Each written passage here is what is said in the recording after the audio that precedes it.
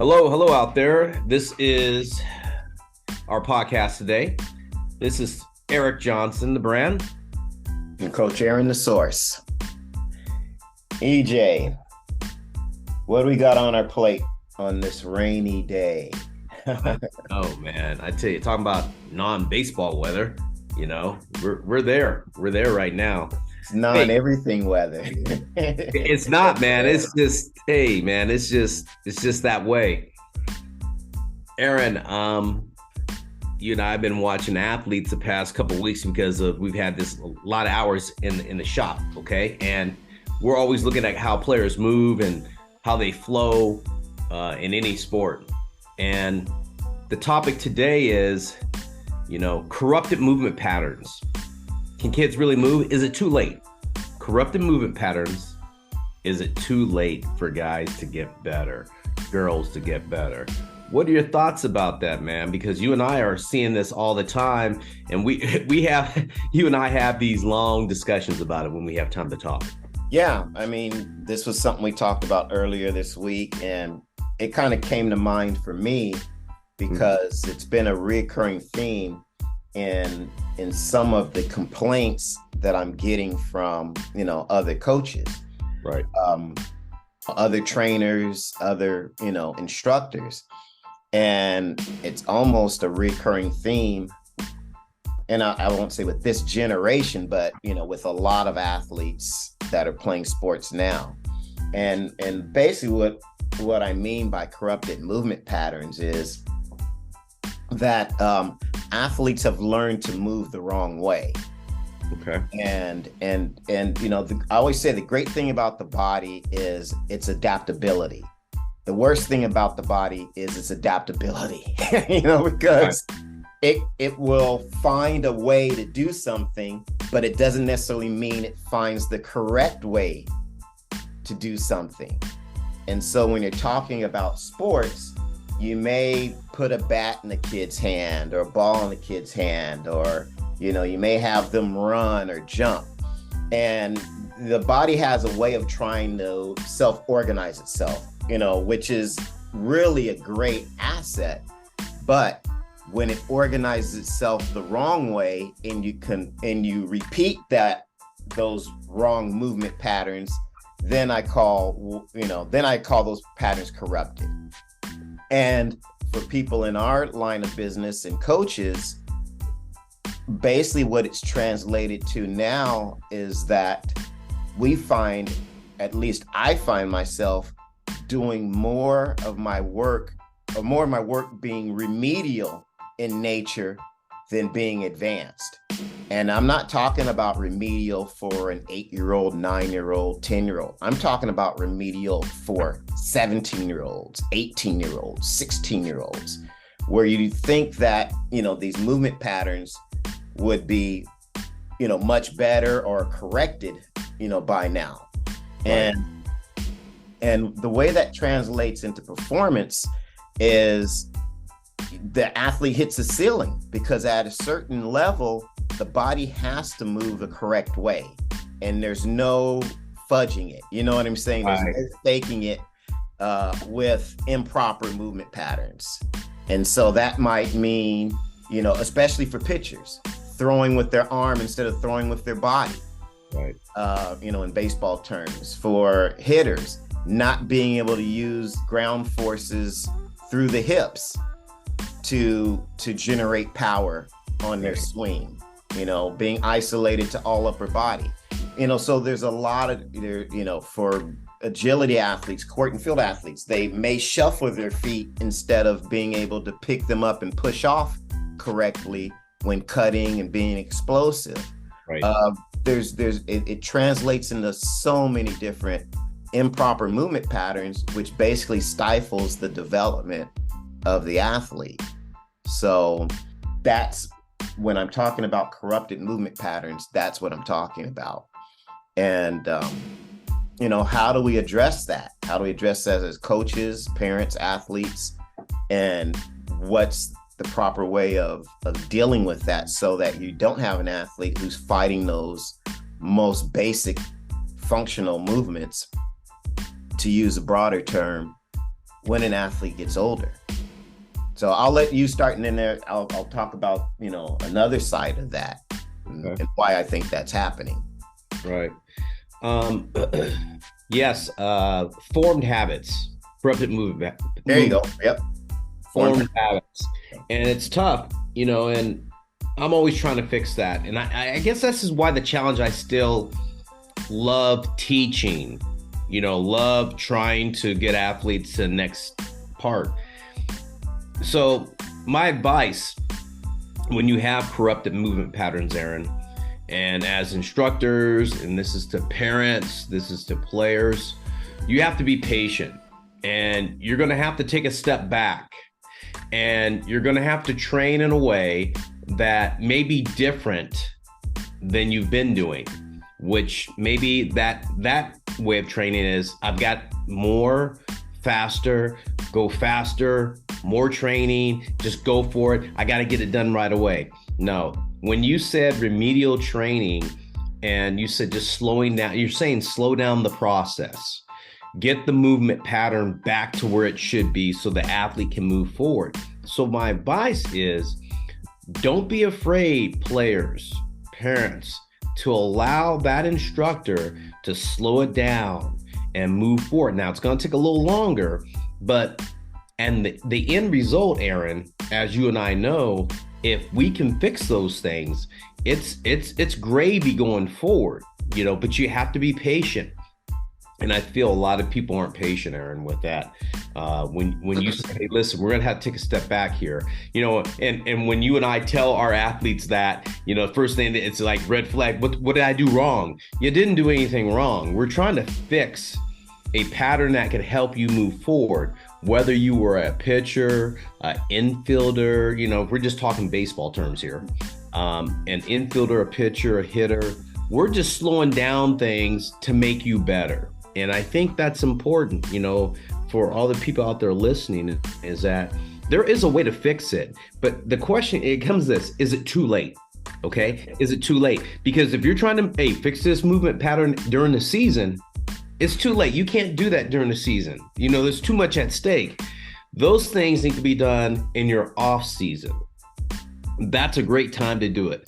Right. And that off season could be a long time, man. It could be, for baseball, it's like 5 months, Right. I mean, it could be. So don't be afraid to make an adjustment. I think that's what we're really saying. Don't be afraid to make an adjustment and understand that it takes time, Aaron. I'm gonna nail that one right away. I'll let you go ahead.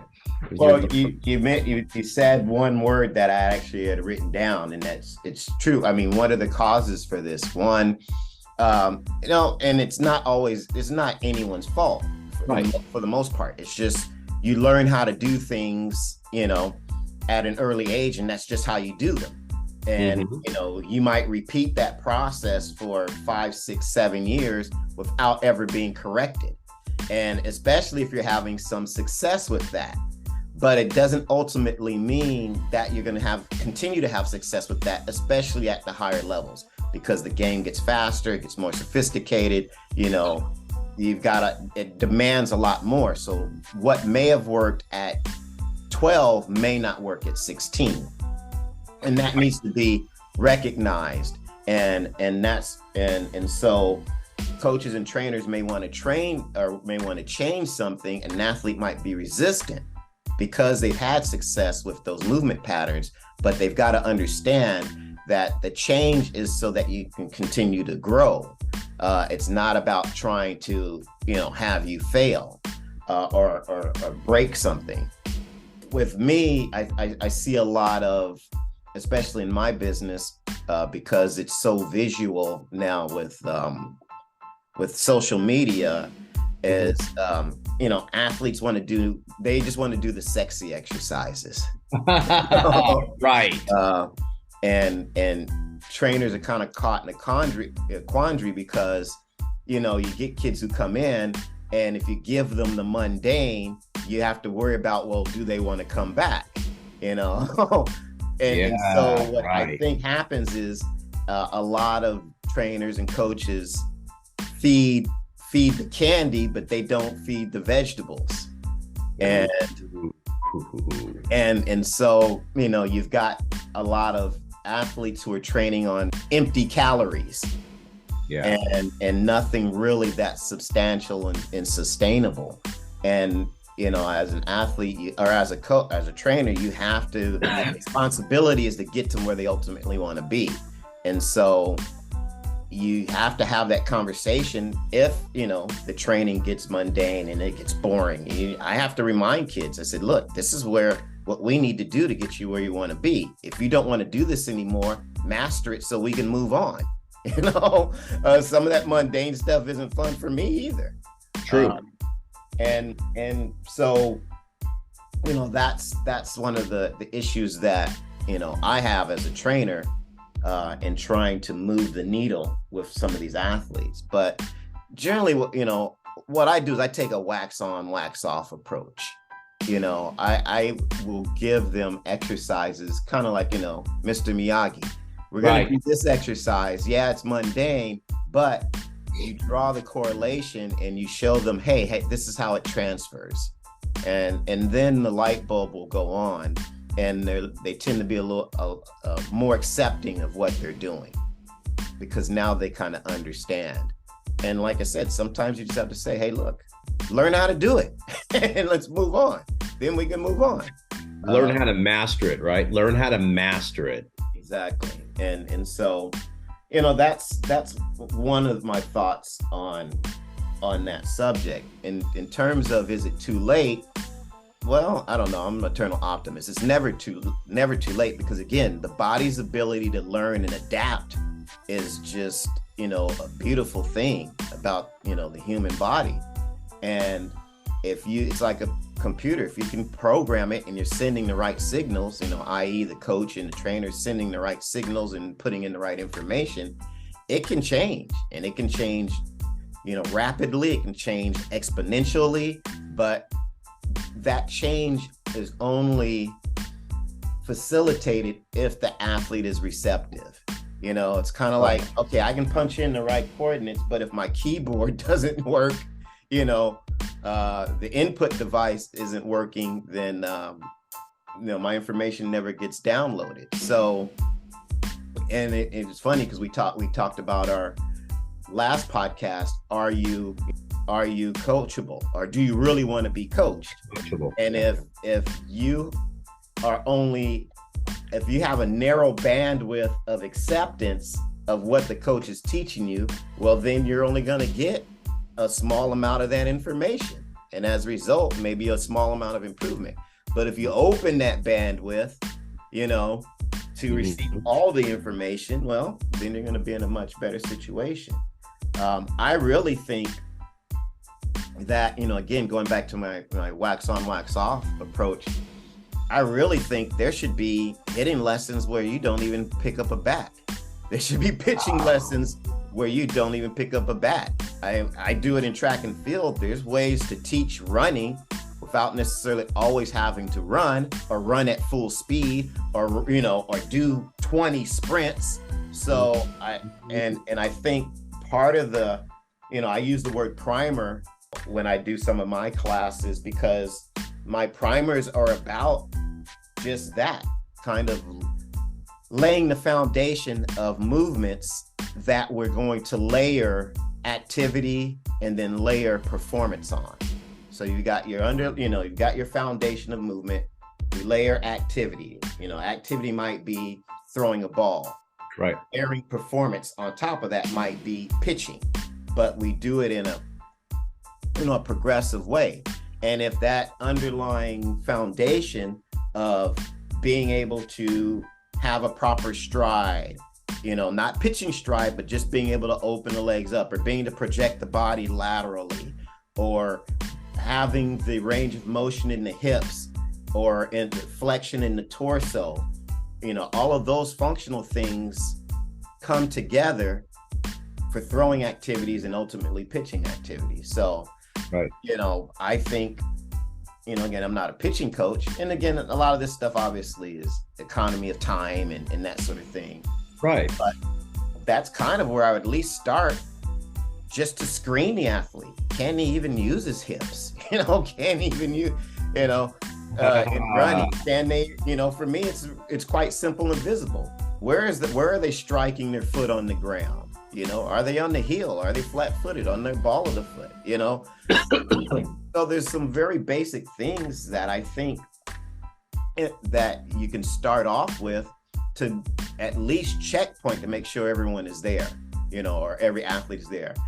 And usually, now that I'm kind of talking this out, usually those things are kind of the key core things that you need to see every athlete do to be successful. Now it's going to look, and again, I always talked about this, sprinting is going to look different on everyone, pitching is going to look different on everyone, hitting is going to look different on everyone, shooting is going to look different on everyone, but there's still those core things. And usually those core things are those functional sorts of activities we're talking about. So why aren't we starting there with our education process, at least screening process? 100% agreed. This is why I think we got along for, you and I have been together for 20, 30 years, man. I mean, we've been together for a long time. This is why I think you and I really, we vibed in the beginning, because, when I first started out teaching and teaching in terms of teaching adults how to coach players in the Little League, doing coaching clinics with Ron Wotus and Joe Millette and Pat Brady. And we're breaking down the stuff in the most fundamental base. And what leads me down this road is what you and I were talking about on Tuesday, when we had the group of players in there, and I was doing some pitching drills with the guys, and we were just talking about, the player has trouble doing this, and you're talking about screening process of an athlete, and we were talking about the foot structure and the hip and how they could bounce on their back foot, and how their hips were, and how you couldn't separate here. And that's what we're talking about. Those are that corrupted movement patterns. Is it too late? It goes back to that. It's not too late, as you said, if players are willing to be patient and go through the process, master that process, and do that. And it hit me on all kinds of levels. One is that you said this, I think this is key. Being mundane about stuff, the basic movement pattern, that helps everything. You just have to put the work in, and I think a lot of times, Aaron, a lot of players maybe don't want to do that. You say this a lot, hey, working hard is not sexy. I mean, it's just, hey, mundane is not, it's just repetitive motion. When I was learning how to turn a double play, when I was 22, and I had to learn to jump on the other side of the bag from shortstop to second base, and I had to learn how to do that to help my ability to play infield in the major leagues. I remember doing this in my garage in the off season, just going step by step, got a base, went through the movement pattern, no ball, no glove, just trying to train my feet how to move correctly on 3 types of double plays that I would see in the game. So by doing that every day, 5 days a week, 6 days a week, by the time I got to spring training, my feet just worked. It wasn't like some surprise, but it was 10 minutes a day, Aaron. It wasn't like some crazy, like I got to be out there an hour. It was just repeating the process. And I think this is the key for all you out there athletes trying to fix your movement patterns. It's about consistency. Oh yeah. About consistency, Aaron, about doing it every day, rehearsing that thing. No, I couldn't agree more, and I really don't have anything else to add. It's really funny, Aaron. I want to go off here. I was with Ron Wotus, Giants. You obviously, he's been longest tenured Giant coach, and he came and helped us for 4 days. And the things that he was teaching the players, you think, oh God, these guys gonna give me some like crazy words of wisdom, and it's just the light bulb's gonna go off and stuff. He's got this. We're working 10, 15 feet away, slowing the process down. He walks them through the process, like you and I always say, walk them through the process. Then he incorporates the ball at a slower speed so they can have success. Once he sees they're doing that well, and this is what we do, is that he puts it at game speed and see if they can do it like at a rehearsal, and then hopes that translates into the game. So I think, this has been a good talk about, this movement patterns, and it's not too late. And I love that you said this. I'm the eternal optimist. You are, and that's what makes you great. So I don't have anything else to say, my man. No, just maybe from a functional standpoint, here's a couple of key things real quick, and then we'll shut this down. Make sure your kid can do a proper squat. Make sure your kid can do a proper lunge, forward, backward, side. Make sure your kid can jump properly, do a proper broad jump, double leg, and do single leg broad jump. Those are all basic things. Make sure your athlete can turn his hips across his body. He can bring his knee across their body. Those are basic functional things that translate into performance. If your athlete can't do those things, you got to ask yourself, well, why are we jumping over boxes if my kid can't even jump, on flat ground correctly? So I just think, as parents, you want to eyeball some of this stuff. And if you can't, if you're not quite sure, then at least get a professional, to take a look at it and give you some feedback. And it's up to you if you want to continue to train with them, but at least you're not going down a path that, is harder and harder to correct later on. Because, again, I'm an eternal optimist, but you only have so much time. And you don't want to have your kid at 17, 18 years old, really, do you really want them working on, ABCs, 1, 2, 3s, or should they be working on, calculus, trigonometry? Mm-hmm. Yeah. Well, fans, that's why they call him the source. With that said, hey, thanks for listening to us today. Check out what we have coming up. We have a lot of things coming up, Aaron. Hey, all you travel ball parents out there, we got a seminar coming up soon. Look for us on hardball athletics, on game speed, on EJ Sports, all that. Look for us, the brand and the source. We're going to be putting together a seminar. It's going to help you navigate travel ball a little bit. So with that said, hey, this is Coach EJ, the brand. And this is Coach Aaron, the source. We'll see you.